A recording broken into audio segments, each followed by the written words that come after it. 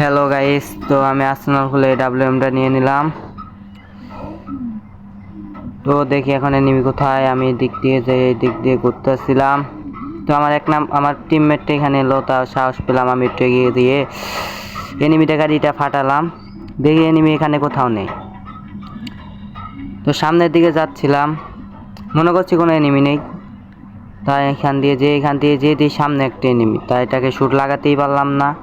তো ভাবলাম একটু সামনে যাই দেখি এনিমিটা মারা যায় কিনা। একটু সামনে যেয়ে দেখি এনিমিটার ফুল স্কোয়াড ওইখানেই। এখান থেকে তাও আমি দুটাকে ডাউন করলাম। ও আরেকটা এই টিম ওয়াইপ আউট হয়ে গেল। ও তো আমি ফ্যাক্টরির এখানে অনেকগুলো এনিমি আছে। তো আমি সরাইতেছি, তো একটা লক